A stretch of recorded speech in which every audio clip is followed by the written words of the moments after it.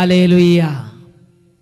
യേശുവേ സ്തോത്രം, യേശുവേ നന്ദി. മാറാനാത്ത ദൈവവചന ശുശ്രൂഷയിലേക്ക് യേശു ക്രിസ്തുവിൻ്റെ ധന്യനാമത്തിൽ നിങ്ങൾക്കേവർക്കും കൃപയും സമാധാനവും. Praise the Lord.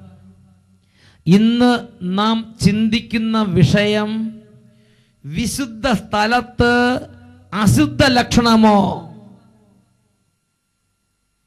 ഹെബ്രായ ലേഖനത്തിൽ 12-ാം അധ്യായത്തിൽ 16-ാം തിരുലിഖിതം, ഒരു നേരത്തെ ഭക്ഷണത്തിന് വേണ്ടി തൻ്റെ കടിഞ്ഞൂൽ പുത്രസ്ഥാനം വിറ്റുകളഞ്ഞ ഏസാവിനെ പോലെ നിങ്ങളിൽ ആരും അസന്മാർഗിയോ അധാർമികനോ ആകരുത്.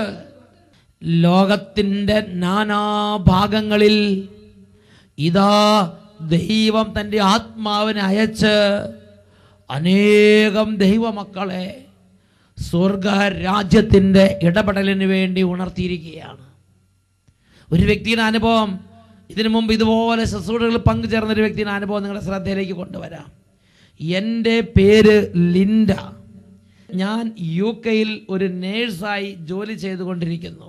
അഭിഷേകാഗ്നി കണ്ടതിൻ്റെ പേരിൽ ഒരുപാട് അത്ഭുതങ്ങൾ ലഭിച്ച ഒരു കുടുംബമാണ് എൻ്റെ കുടുംബം. എൻ്റെ അപ്പനും അമ്മയും സഹോദരങ്ങളും എല്ലാ ആഴ്ചകളിലും അട്ടപ്പാടി സഗിയോൻ ധ്യാന കേന്ദ്രത്തിൽ നിന്നുള്ള ടെലിവിഷൻ പ്രോഗ്രാമിൽ പങ്കെടുക്കുന്ന വ്യക്തികളാണ്.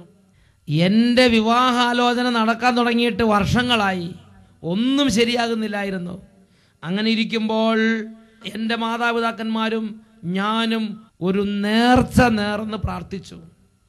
എൻ്റെ വിവാഹം ശരിയാകുകയാണെങ്കിൽ ടെലിവിഷനിലൂടെ സാക്ഷ്യപ്പെടുത്താം എന്ന് കർത്താവിനോട് നേർന്നു. അത്ഭുതമെന്ന് പറയട്ടെ, അധികം വൈകാതെ തന്നെ എൻ്റെ ദൈവം എൻ്റെ വിവാഹ തടസ്സം എടുത്തു മാറ്റി എന്നെ അനുഗ്രഹിച്ചു. 2010 ജൂലൈ 10-ാം തീയതി എൻ്റെ വിവാഹം നടന്നു. പാലക്കാട് ജില്ലയിലുള്ള സഗിയോൻ ധ്യാനകേന്ദ്രത്തിന് അടുത്തുള്ള പാലക്കയം ഇടവകയിൽ തന്നെയാണ് എനിക്ക് ജീവിത പങ്കാളി ഒരുക്കിയത്. UK ജോലിയുള്ള ആളിനെ ജീവിത പങ്കാളിയെ തന്ന് ദൈവം എൻ്റെ കുടുംബജീവിതത്തെ അനുഗ്രഹിച്ചു. എൻ്റെ കല്യാണം കഴിഞ്ഞ ഉടനെ തന്നെ എൻ്റെ ജീവിത പങ്കാളിയുമായി ഒരുമിച്ച് താമസിക്കേണ്ടതിന് എൻ്റെ ഭർത്താവിൻ്റെ ജോലിയുള്ള സ്ഥലത്തേക്ക് ഞാൻ എൻ്റെ ജോലി രാജിവെച്ച് പോയി. എന്നാൽ എത്ര അന്വേഷിച്ചിട്ടും എനിക്ക് പുതിയ ജോലി കിട്ടാതെയായി. അങ്ങനെ ഇരുന്നപ്പോൾ ഞാൻ വീണ്ടും പ്രാർത്ഥിച്ചു, എൻ്റെ കർത്താവേ, ഞാൻ ടെലിവിഷനിൽ സാക്ഷ്യപ്പെടുത്താം, എനിക്കൊരു നല്ല ജോലി നൽകണമേ എന്ന് നേർച്ച നേർന്ന് പ്രാർത്ഥിച്ച് ഒരു മാസത്തിനുള്ളിൽ ദൈവം എനിക്ക് പഴയതിനേക്കാൾ ഉയർന്ന ശമ്പളത്തോടുകൂടെ ഒരു ഉന്നതമായ ജോലി നൽകി UK എന്നെ അനുഗ്രഹിച്ചു. ഹല്ലേലൂയ. അവരുടെ ഫോട്ടോ സഹിതം അവരുടെ അനുഭവം സാക്ഷ്യപ്പെടുത്തിയിരിക്കുകയാണ്. പ്രിയപ്പെട്ട സഹോദരങ്ങളെ, ഇതാ സ്വർഗം നമ്മെ ഈ ലോകത്തിൻ്റെ നാനാഭാഗങ്ങളിൽ നിന്ന് വചനം കേൾക്കാൻ വേണ്ടി പേര് ചൊല്ലി വിളിച്ചിരിക്കുകയാണ്. ഇത് അത്ഭുതത്തിൻ്റെ ഒരു മണിക്കൂറാണ്. ഇതാ ഒരു വ്യക്തിയുടെ അനുഭവം ആ വ്യക്തി എഴുതി അറിയിച്ചിരിക്കുകയാണ്. ടെലിവിഷൻ്റെ മുമ്പിലിരുന്ന് വചനം കേട്ട ഈ കുടുംബത്തിൻ്റെ പ്രശ്നം, വർഷങ്ങളായി കല്യാണ ആലോചന നടക്കുന്നുണ്ടെങ്കിലും കല്യാണം നടക്കുന്നുണ്ടായിരുന്നില്ല. അങ്ങനെ ഇരിക്കുന്ന ലിൻഡ എന്ന ഈ മകള് ടെലിവിഷന് മുമ്പിലിരുന്ന് ഹൃദയം നുറുങ്ങിയ ഒരൊറ്റ പ്രാർത്ഥനയാണ്, യേശുവേ, എൻ്റെ വിവാഹ തടസ്സം എടുത്തു മാറ്റാൻ അവിടെ ഇടപെടണമേ, ഞാൻ ടെലിവിഷനിൽ സാക്ഷ്യപ്പെടുത്തിയേക്കാം എന്ന് നേർച്ച നേർന്ന് പ്രാർത്ഥിച്ചു. അത്ഭുതമെന്ന് പറയട്ടെ, ഈ പ്രാർത്ഥന കഴിഞ്ഞ് ഏതാനും ആഴ്ചകൾക്കുള്ളിൽ വിവാഹം ഉറയ്ക്കുകയും UK തന്നെ ജോലിയുള്ള നല്ലൊരു ജീവിത പങ്കാളിയെ കർത്താവ് ഒരുക്കി കൊടുക്കുകയും ചെയ്തു. വർഷങ്ങളോളം അനുഭവിച്ചിരുന്ന ഒരു തടസ്സം യേശുവിൻ്റെ നാമത്തിൽ വചനം കേട്ട് പ്രാർത്ഥിച്ചപ്പോൾ ആ കുടുംബത്തിൽ നിന്ന് വിട്ടൊഴിഞ്ഞു പോയി. ഹല്ലേലൂയ. ഈ നിമിഷങ്ങളിൽ ഓരോ തരത്തിലുള്ള തടസ്സങ്ങളിൽ വേദനിക്കുന്ന കുടുംബങ്ങൾ ഇപ്പോൾ ഉണ്ട്. ആ തടസ്സങ്ങളിലേക്ക് ദൈവത്തിന്റെ ശക്തി ഇറങ്ങാൻ വേണ്ടി പ്രാർത്ഥിക്കുകയാണ്. വചനം മലാക്കി പുസ്തകത്തിൽ 4-ാം അധ്യായത്തിൽ 3-ാം വാക്യത്തിൽ പഠിപ്പിക്കുകയാണ്, ഞാൻ പ്രവർത്തിക്കുന്ന ദിവസം നിങ്ങൾ ദുഷ്ടന്മാരെ ചവിട്ടി മതിക്കും, അവർ നിങ്ങളുടെ കാൽ കീഴിൽ ചാരം പോലെയായി മാറും. കുടുംബത്തിന് ഓരോ തടസ്സമുണ്ടാക്കുന്ന എല്ലാ ദുഷ്ടാരൂപികളും എതിർശക്തികളും വിപരീത സ്വാധീനങ്ങളും തടസ്സങ്ങളും മാരകവ്യാധികളും പകർച്ചവ്യാധികളും ഇപ്പോൾ വിട്ടുപോകാൻ വേണ്ടി പ്രാർത്ഥിക്കുകയാണ്. യെശയ്യാ പ്രവചനത്തിൽ 52-ാം അധ്യായത്തിൽ 2-ാം തിരുലിഖിതം, ബന്ധനസേ ജെറുസലേമേ, നീ പൊടിയിൽ നിന്ന് തട്ടിക്കൊടഞ്ഞ് എഴുന്നേൽക്കുക. ബന്ധനസേ സിയോൻ പുത്രി, നിന്റെ കഴുത്തിലെ കെട്ടുകൾ നീ പൊട്ടിച്ചു കളയുക. ജോബിന്റെ പുസ്തകത്തിൽ 26-ാം അധ്യായത്തിൽ 13-ാം തിരുലിഖിതം, അവിടുത്തെ കരം പായുന്ന സർപ്പത്തിന്റെ തല പിളർന്നു കളഞ്ഞു. ഹല്ലേലൂയ. റോമാലേഖനം 16-ാം അധ്യായം 20-ാം വാക്യം, സമാധാനത്തിന്റെ ദൈവം ഉടൻ തന്നെ പിശാചിനെ നിങ്ങളുടെ കാൽ കീഴിലാക്കി തകർത്ത് കളയും. അതിന് ഞാനും നിങ്ങൾ എന്ത് ചെയ്യണം? യാക്കോബ് ശ്രീയുടെ ലേഖനത്തിൽ 4-ാം അധ്യായത്തിൽ 7-ാം വാക്യത്തിൽ പഠിപ്പിക്കുകയാണ്, പിശാചിനെ എതിർത്തു നിൽക്കുവിൻ, അവൻ നിങ്ങളിൽ നിന്ന് ഓടിയാകുന്നുകൊള്ളും. കരങ്ങൾ ഉയർത്തി സ്തുതിക്കട്ടെ. Hallelujah, hallelujah, hallelujah. ഓ ദൈവമേ, ഈ ശുശ്രൂഷയിൽ പങ്കുചേരുന്ന ഈ കുടുംബങ്ങളിൽ നിന്ന് കാലങ്ങളായുള്ള തടസ്സങ്ങൾ, ഉപദ്രവങ്ങൾ, കണ്ണുനീര്, തകർച്ച, പരാജയങ്ങൾ, കടബാധ്യതകൾ യേശുനാമത്തിൽ വിട്ടുമാറി പോവട്ടെ.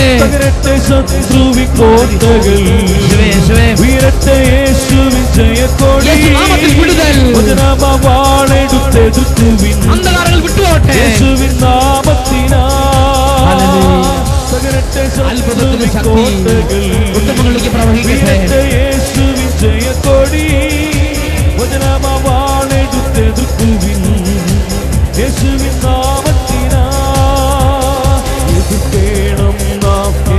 സാത്താനും കൂട്ടാളികളിൽ ഇടിമിന്നൽ പോലെ നിലവിളിക്കട്ടെ.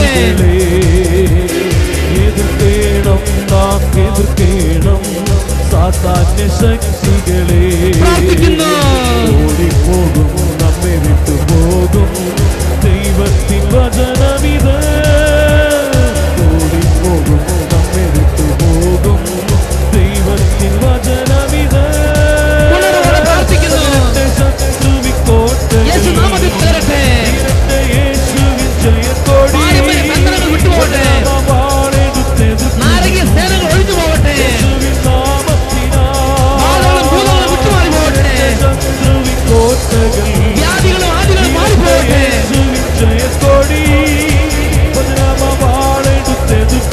യേശുവേ, യേശുവേ, യേശുവേ, യേശുവേ, യേശുവേ, യേശുവേ.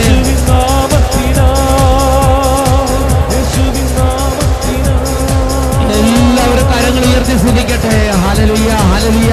അത്ഭുതത്തിന്റെ അഭിഷേകം കുടുംബങ്ങളിലേക്ക് വ്യാപരിക്കട്ടെ കർത്താവേ. തലമുറകളായി ഈ കുടുംബങ്ങളെയും വ്യക്തികളെയും പീഡിപ്പിച്ചുകൊണ്ടിരിക്കുന്ന എല്ലാ പീഡകളും ബാധകളും ഭൂതങ്ങളും യേശുനാമത്തിൽ ഛിന്നഭിന്നമായി പോകട്ടെ. Hallelujah, hallelujah. യേശുവേ, യേശുവേ, യേശുവേ. Hallelujah, hallelujah, hallelujah. യേശുവേ, ആരാധന, ആരാധന, ആരാധന. Hallelujah, hallelujah. യേശുവേ, യേശുവേ, യേശുവേ, യേശുവേ, ആരാധന. യേശുവേ സ്തോത്രം. യേശുവേ നന്ദി. യേശുവേ സ്തോത്രം. യേശുവേ ആരാധന.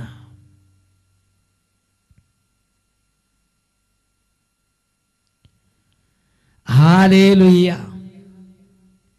പ്രിയപ്പെട്ട ദൈവമക്കളെ, ഇന്ന് അനേകം വ്യക്തികളുടെ ജീവിതത്തിൽ അവരുടെ ജീവിതത്തിൽ ദൈവാനുഭവം മേൽക്കുമേൽ അഭിവൃദ്ധി പ്രാപിക്കാത്തതിൻ്റെ ഒരു പ്രധാന കാരണം ഹൃദയത്തിൽ ദൈവിക കാര്യങ്ങളുടെ മുമ്പിൽ തോന്നിവാസത്തിൻ്റെ സ്വഭാവം ആരംഭിച്ചു എന്നുള്ളതാണ്.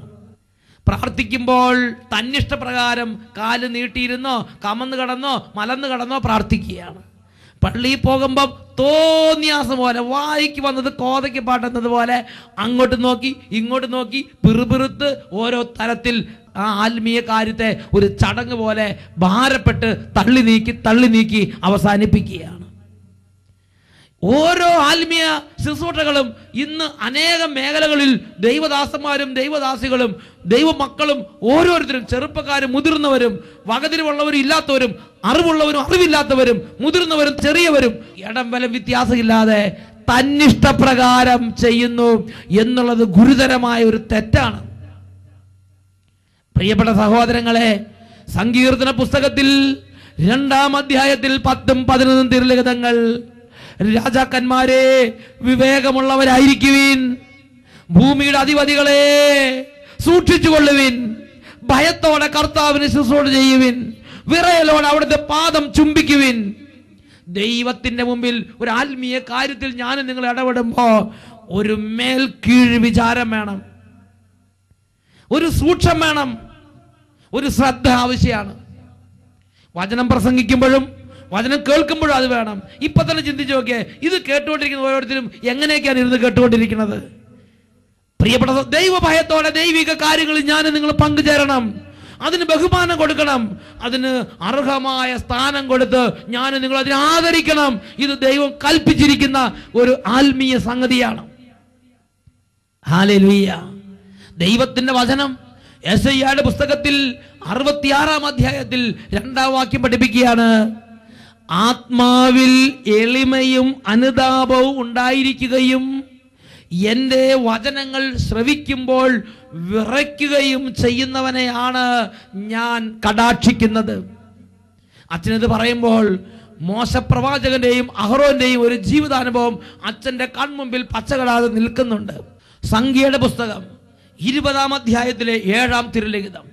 ജനം മുഴുവൻ വെള്ളം കിട്ടാതെ അങ്ങനെ ദാഹിച്ചു വരണ്ടു കിടക്കുമ്പോൾ ദൈവം മോശപ്രവാചകനോടും അഹറോനോട് പറഞ്ഞു, ഈ ജനത്തെ മുഴുവൻ ഈ പാറയ്ക്ക് മുമ്പിൽ വിളിച്ചുകൂട്ടി പാറയിൽ അടിച്ച് വെള്ളം പുറപ്പെടുവിച്ച് ഇവർക്ക് കുടിക്കാൻ കൊടുക്കുക. പ്രിയപ്പെട്ട സഹോദരങ്ങളെ, മോശയും അഹറോനും അങ്ങനെ ചെയ്തു. അങ്ങനെ ഈ ജനത്തിന് വേണ്ടി പാറയിൽ അടിച്ച് വെള്ളം കൊടുത്ത് ജനങ്ങളെല്ലാം അത് സമൃദ്ധമായി കുടിച്ച്. സംഖ്യയുടെ പുസ്തകത്തിൽ 20-ാം അധ്യായത്തിൽ 12-ാമത്തെ വാക്യത്തിൽ ദൈവം പ്രകടമായ വിധം സമൂഹത്തിലേക്ക് ഇടപെട്ടു.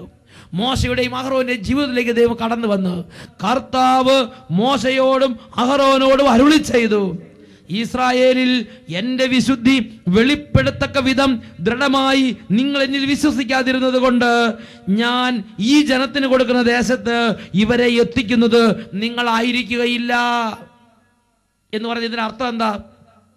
മോശയും അഹറോനും കൂടെ ചേർന്ന് ദൈവം കൊടുത്ത നിർദ്ദേശം അനുസരിച്ച് ഒരു ശുശ്രൂഷ ചെയ്തു. ആ ശുശ്രൂഷ ചെയ്ത് കഴിഞ്ഞപ്പോൾ ആ ശുശ്രൂഷ അവർക്ക് അനുഗ്രഹത്തിന് പകരം നാശത്തിന് കാരണമായി. എന്താ അവിടെ വന്ന തെറ്റ്? അവർ ശുശ്രൂഷ ചെയ്തില്ലേ? ശുശ്രൂഷ ചെയ്തു. അനുസരിച്ചില്ലേ? അനുസരിച്ചു. പക്ഷെ എന്താ കുഴപ്പം? അവർക്ക് തോന്നിയതുപോലെ ചെയ്തു. ഒരു കാര്യത്തെക്കുറിച്ച് ദൈവം ഒരു നിർദ്ദേശം തരുമ്പം ദൈവം തന്ന ആ നിർദ്ദേശം സൂക്ഷ്മമായി പാലിച്ച് ദൈവഭയത്തോടെ കണ്ണിൽ എണ്ണയൊഴിച്ച് അത് അതുമാതിരി ചെയ്യണം. എന്നാൽ ഇവിടെ മോശയും അഹറോനും കാര്യം ജ്ഞാനവും അറിവുള്ളവരായിരുന്നെങ്കിലും അവർക്ക് കുറച്ചൊക്കെ വ്യത്യാസം വരുത്തി സമൂഹത്തിന് വേണ്ടി ഇത്തിരി അഡ്ജസ്റ്റ്മെന്റ് ഒക്കെ നടത്തി അവർക്ക് പറ്റിയ വിധത്തിൽ അത് ഇംപ്ലിമെന്റ് ചെയ്തു. അതിനെക്കുറിച്ച് സംഖ്യയുടെ പുസ്തകത്തിൽ 20-ാം അധ്യായത്തിൽ 24-ാമത്തെ വാക്യത്തിൽ കാണുന്ന ഇങ്ങനെയാണ്: അഹറോൻ തൻ്റെ പിതാക്കന്മാരോട് ചേർന്ന് മെരീബാ ജലാശയത്തിങ്കിൽ വെച്ച് നിങ്ങൾ എൻ്റെ കൽപ്പനയെ ധിക്കരിച്ചത് കൊണ്ട് ഇസ്രായേൽ ജനത്തിന് ഞാൻ നൽകുന്ന ദേശത്ത് അവൻ പ്രവേശിക്കുകയില്ല എന്ന് ദൈവം പറഞ്ഞിരുന്നു. സംഖ്യയുടെ പുസ്തകം 20:24 നാം ഇത് വായിക്കുന്നത്. നോക്കുക, അവർ ചെയ്തു, പക്ഷെ ദൈവത്തിൻ്റെ മുമ്പിൽ ധിക്കാരം പോലെ ദൈവത്തിന് അത് അനുഭവപ്പെട്ടു. ഞാനും നിങ്ങൾ ഒരു ആത്മീയ മനുഷ്യനാണെങ്കിൽ ആത്മീയ കാര്യങ്ങളിൽ ഇടപെടുമ്പോൾ ദൈവത്തിൻ്റെ മനസ്സിനെ അപ്രീതിപ്പെടുത്തുന്ന വിധം അത് ചെയ്യരുത്. സൂക്ഷ്മമായി ശ്രദ്ധിച്ച് ദൈവഭയത്തോടെ ഞാനും നിങ്ങൾ പ്രാർത്ഥിക്കണം. ദൈവഭയത്തോടെ ഞാനും നിങ്ങൾ ബലിയർപ്പിക്കണം. ദൈവഭയത്തോടെ ഞാനും നിങ്ങൾ ശുശ്രൂഷ ചെയ്യണം. ദൈവഭയത്തോടെ ദൈവത്തിന്റെ കാര്യങ്ങളിൽ ഇടപെടണം. Don't domesticate your God. നിന്റെ ദൈവത്തെ ഒരു വളർത്തു മൃഗത്തെ പോലെ ആക്കരുത്. കുറെ കാലം ആത്മീയ കാര്യങ്ങൾ തടങ്ങിക്കഴിഞ്ഞ് കുറെ കാര്യം ആത്മീയതയിൽ അങ്ങോട്ട് ചേർന്ന് ഇടപെട്ട് നടന്ന് പിന്നെ അങ്ങോട്ട് തഴങ്ങിക്കഴിയുമ്പോൾ അവനവന് തോന്നിയതുപോലെ ചെയ്യുന്ന രീതി വരുമ്പോൾ അത് എനിക്ക് നിങ്ങൾക്കും ഗുണകരമല്ല, ഭൂഷണമല്ല, നാശം നാശം നാശം തന്നെ. അതിനൊരു ഉദാഹരണമാണ് സാമുവേൽ പ്രവാചകന്റെ പുസ്തകത്തിൽ ഏലി പുരോഹിതന്റെ കുടുംബത്തിന്റെ കഥ. ഏലി പുരോഹിതൻ 40 വർഷങ്ങൾ ശുശ്രൂഷ ചെയ്ത്, പക്ഷേ ഏലിയുടെ 2 മക്കള് ഹോഫ്നിയും ഫിനഹാസും അവർ ദൈവത്തിന്റെ മുമ്പിൽ ദൈവഭയമില്ലാതെ വ്യാപരിച്ച്. സാമുവേൽ പ്രവാചകന്റെ 1-ാം പുസ്തകത്തിൽ 2-ാം അധ്യായത്തിൽ 17-ാമത്തെ വാക്യത്തിൽ പഠിപ്പിക്കുകയാണ്: ഏലിയുടെ പുത്രന്മാരുടെ പാപം ദൈവസന്നിധിയിൽ ഗുരുതരമായി തീർന്നു. കാരണം അവർ അത്ര അശ്രദ്ധയോടെയാണ് കർത്താവിനുള്ള അർച്ചനയെ വീക്ഷിച്ചത്.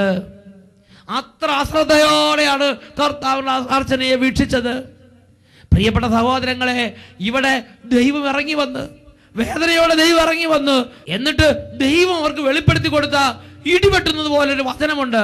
അതാണ് 1 സാമുവേൽ 3-ാം14-ാം തിരുലിഖിതം. ഏലി കുടുംബത്തിന്റെ പാപത്തിന് ബലികളും കാഴ്ചകളും ഒരിക്കലും പരിഹാരമാവുകയില്ലെന്ന് സത്യം സത്യമായി ഞാൻ നിങ്ങളോട് പറയുന്നു. ദൈവം ശപഥം ചെയ്ത് ഒരു വചനം വെക്കുകയാണ്.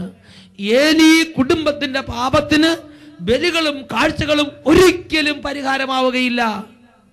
ചിന്തിച്ചു നോക്കിയേ.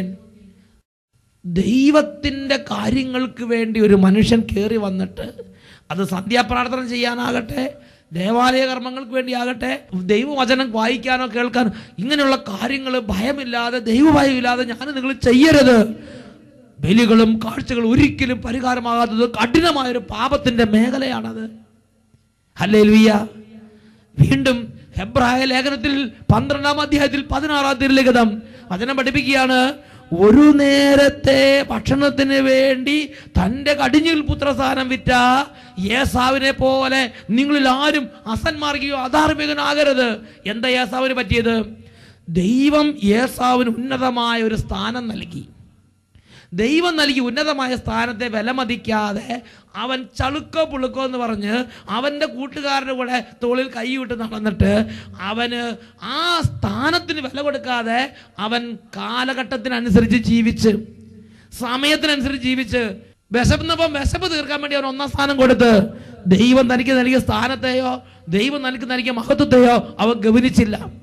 ചിന്തിച്ചു നോക്കിയേ. ഇന്ന് ഞാനും നിങ്ങൾ മാമോദിസം മുങ്ങിയവരാണ്. എന്നാൽ ഈ സ്ഥാനത്തെ ഗവനിക്കുന്നുണ്ടോ? ഒരുപക്ഷെ ഒരു പുരോഹിതനായിരിക്കാം, ഒരു വൈദികനായിരിക്കാം, ഒരു സമർപ്പിതയായിരിക്കാം, ഒരു ശുശ്രൂഷകനായിരിക്കാം, ഒരു വചനപ്രഘോഷകനായിരിക്കാം, ഒരു രോഗശാന്തി ശുശ്രൂഷകനായിരിക്കാം. ദൈവം നിങ്ങളുടെ മേൽ വെച്ചിരിക്കുന്ന മഹത്വത്തിന്റെ മേലങ്കിയെ നിങ്ങൾ മാനിക്കുന്നുണ്ടോ? ആ ശുശ്രൂഷകളെ നിങ്ങൾ അതിന്റെ അനുസരിച്ച് ചെയ്യുന്നുണ്ടോ? ഞാനൊരു ഉദാഹരണം പറയാം. ഈ അടുത്ത കാലത്ത് ഒരു ചേട്ടനെ കണ്ടപ്പോൾ ആ ചേട്ടൻ വിദേശ രാജ്യത്തു നിന്ന് വരികയാണ്. അപ്പോൾ ആ ചേട്ടൻ പറയുകയാണ്, ആ ചേട്ടൻ ജോലി ചെയ്യുന്ന കമ്പനിയിൽ അനേകം മലയാളികളുണ്ട്. അവർ ഈ കേരളത്തിൽ ഒത്തിരി പ്രാർത്ഥിക്കുന്നവരും ആത്മീയ കാര്യങ്ങളിൽ മുന്നിട്ട് നിന്നിരുന്നവരുമായിരുന്നു. ഒത്തിരി പേർക്ക് ദർശനപരങ്ങളുള്ളവരും പ്രാർത്ഥനാ കൃപകളുള്ളവരുമായിരുന്നു. എന്നാൽ ആ യൂറോപ്യൻ രാജ്യത്ത് വന്ന് ആ കമ്പനി ജോലി കിട്ടി, ഉയർന്ന ശമ്പളം കിട്ടി, നല്ല കൂട്ടുകാരെ കണ്ട്, നല്ല കാറ് കണ്ട്, നല്ല റോഡ് കണ്ട്, ഇതെല്ലാം കൂടെ കണ്ടപ്പോൾ ബുദ്ധി മറിഞ്ഞു പോയി. എന്നിട്ട് ഓരോ തരത്തിലുള്ള ജഡത്തിന്റെ പാപങ്ങളിൽ മുഴുകാൻ തുടങ്ങി. അപ്പോൾ ദൈവഭയമുള്ള ഈ എളിയ പൈതൽ ചോദിച്ചു, നമ്മളിങ്ങനെ ചെയ്യാൻ പാടണ്ട, ദൈവത്തെ അറിഞ്ഞ നമ്മൾ ഇവരുടെ വഴി കൂടെ നടക്കാൻ പാടണ്ട. ഉടനെ അവർ പറയാണ്, ചേട്ടാ ഇപ്പോഴല്ലേ ഇതിനൊക്കെ അവസരം കിട്ടുള്ളൂ, നാട്ടിൽ പോയതൊക്കെ പറ്റുമോ?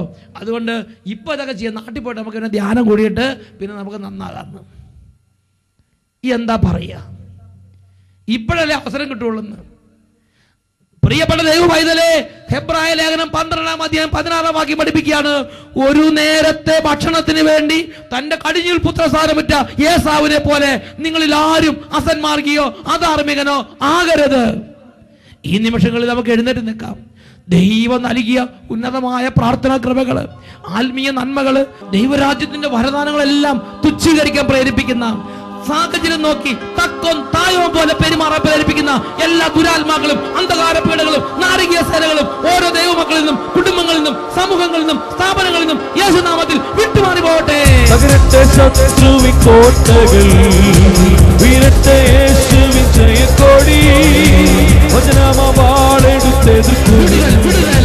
യേശുവിൻ നാമത്തിനാൽ ശത്രുവിൻ കോട്ടകൾ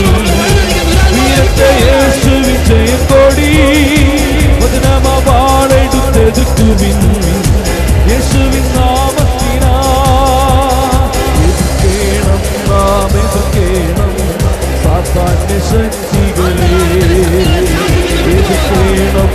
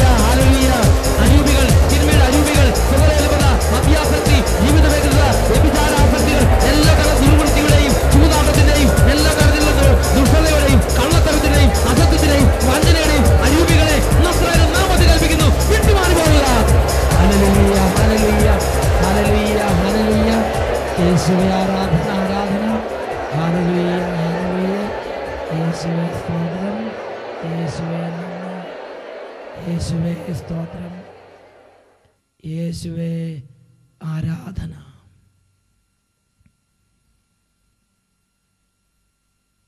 ഹല്ലേലൂയ. ഒരു നേരത്തെ ഭക്ഷണത്തിന് വേണ്ടി തൻ്റെ കടിഞ്ഞൂൽ പുത്രസ്ഥാനം വിറ്റ ഏസാവിനെ പോലെ നിങ്ങളിൽ ആരും അസന്മാർഗിയോ അധാർമികനോ ആകരുത്. ഹല്ലേലൂയ മാറാനാത്ത.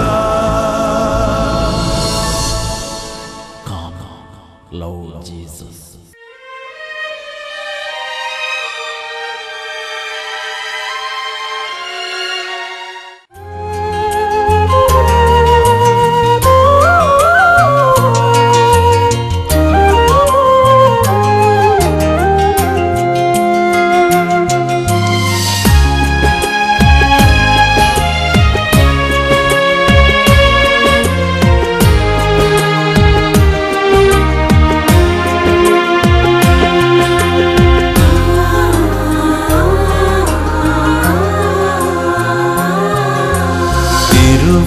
തിരുവോസ്തിയായി ബലിവേദിയിൽ ഈശോ അണയും നിമിഷമിതാ.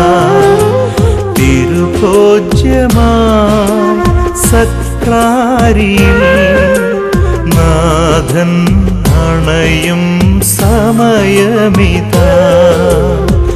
മനസ്സിൻ്റെ നോവുകൾ കുരിശോടു ചേർക്കാൻ നാഥൻ അണയുന്നിതാ. കരുണ തുളുമ്പുമീ അൾത്താര തന്നിലായി ഈശോ എഴുന്നള്ളുന്നു. ഓ എന്നേശുവേ, ഓ എൻ ജീവനേ, നീ എന്നിൽ നിറഞ്ഞാൽ ഞാൻ എത്ര ഭാഗ്യവാൻ. ഓ എന്നേശുവേ, ഓ എൻ ജീവനേ, നീ എന്നിൽ നിറഞ്ഞാൽ ഞാൻ എത്ര ഭാഗ്യവാൻ. യോഹന്നാന്റെ 1-ാം ലേഖനം 2-ാം അധ്യായം 17-ാം തിരുലിഖിതം. ലോകവും അതിൻ്റെ മോഹങ്ങളും കടന്നു പോകുന്നു, ദൈവഹിതം പ്രവർത്തിക്കുന്നവനാകട്ടെ എന്നേക്കും നിലനിൽക്കുന്നു. ഈ നിമിഷങ്ങളിൽ 2 കരങ്ങളും ഈശോയുടെ സന്നിധിയിലേക്ക് ഉയർത്താം. വിശുദ്ധ തോമസ് മൂർ ലോകത്തിൻ്റെ ഇഷ്ടങ്ങൾ മാറ്റി ദൈവത്തിൻ്റെ ഹിതത്തിൽ മുറുകെ പിടിച്ചു നിന്നു. അവൻ അനശ്വരനായി ദൈവസന്നിധിയിൽ സ്വീകാര്യനായി മാറി. നമുക്ക് മുമ്പ് അനേകം വിശുദ്ധർ വിശുദ്ധ ജീവിതത്തിന് വേണ്ടി ജീവൻ ബലിയായി അർപ്പിച്ചു. 2 കരങ്ങൾ ഉയർത്തി ഈ നിമിഷങ്ങളിൽ കർത്താവിനോട് പ്രാർത്ഥിക്കുകയാണ്. യേശുവേ, എന്റെ ദൈവമേ, അവിടുന്ന് എനിക്ക് ഒന്നും മതിയായവനാണ്. ഉറക്കെ വിളിക്കുന്നു, യേശുവേ, യേശുവേ, എൻ ദൈവമേ, നീ എന്നും മതിയായവൻ.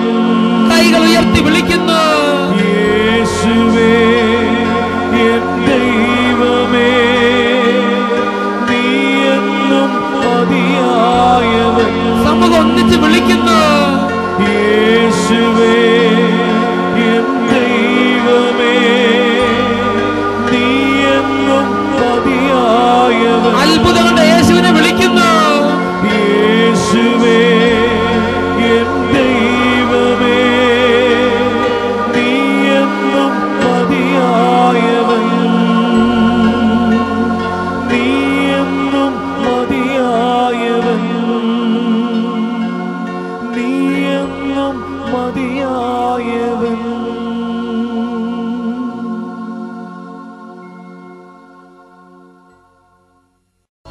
ഹല്ലേലൂയ മാറാനാത്ത. Come, Lord Jesus.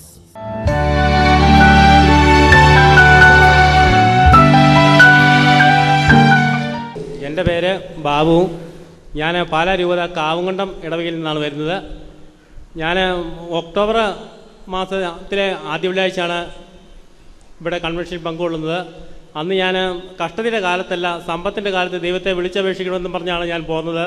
അങ്ങനെ ഇരിക്കുമ്പോൾ എൻ്റെ കുഞ്ഞിന് സംസാരം ഇല്ലായിരുന്നു. 2 വയസ്സായപ്പോഴാണ് അമ്മയെ എന്ന് വിളിക്കാൻ തുടങ്ങിയത്. ഡോക്ടർമാർ പറഞ്ഞു കുഞ്ഞിനെ ഒന്ന് ടെസ്റ്റ് ചെയ്ത് നോക്കണം. ഞങ്ങളങ്ങനെ സ്കാൻ ചെയ്യാനായിട്ട് സ്കാനിങ് സെൻറ്ററിൽ ചെന്നപ്പോൾ കുഞ്ഞ് ഒരു കാരണവശാലും ഉറങ്ങാതെ ചെയ്യാൻ പറ്റുകയില്ല. കുഞ്ഞിന് ഉറങ്ങാനുള്ള മരുന്നും കൊടുത്തിട്ടും കുഞ്ഞ് ഉറങ്ങിയില്ല. ഞങ്ങൾ 10 മുതൽ 3:30 വരെ അവിടെ ചിലവഴിച്ചു. എന്നിട്ട് കുഞ്ഞ് ഉറങ്ങിയില്ല. ഞാൻ പറഞ്ഞു ദൈവത്തിൻ്റെ നിയോഗമാണ് കുഞ്ഞിനെ സ്കാൻ ചെയ്യേണ്ട എന്നുള്ളത്. അതുകൊണ്ട് ഞങ്ങൾ വീട്ടിലേക്ക് മടങ്ങി. ഈ ഒക്ടോബർ മാസത്തിൽ വന്നപ്പോൾ ഞാൻ എൻ്റെ കുഞ്ഞിനെ സമർപ്പിച്ചു. എൻ്റെ കുഞ്ഞ് സംസാരിക്കുകയാണെങ്കിൽ കുഞ്ഞിനെ ഞാൻ ദൈവസന്നിധിയിൽ സാക്ഷ്യപ്പെടുത്തിക്കൊള്ളാം എന്ന് പറഞ്ഞു. അന്ന് ഞാൻ വീട്ടിൽ ചെന്നപ്പോൾ എന്നെ അതിനു മുമ്പ് എന്നെ കണ്ടാലും അമ്മ എന്ന് വിളിച്ചിരുന്ന ആള് അന്ന് മുതൽ എന്നെ പപ്പ എന്ന് വിളിക്കാനും ഇപ്പോൾ 1.5 വയസ്സ് വരെ സംസാരിക്കാതിരുന്ന ആള് ഇപ്പൊ നല്ല സ്ഫുടമായി ഇപ്പൊ പറഞ്ഞു കൊടുക്കുന്ന എല്ലാ കാര്യങ്ങളും പറയാൻ തുടങ്ങി. പ്രിയപ്പെട്ട സഹോദരങ്ങളെ, പപ്പയെന്നും മമ്മിയെന്നും അമ്മയെന്നും പിന്നെ പറഞ്ഞു കൊടുക്കുന്ന കാര്യങ്ങളെല്ലാം പറയാൻ തക്കവണ്ണം സംസാരശേഷി നൽകി നാവിന്റെ കെട്ടുകൾ അഴിച്ച് കർത്താവ് ഈ കുടുംബത്തെ അങ്ങ് അനുഗ്രഹിച്ച്. ഹല്ലേലൂയ.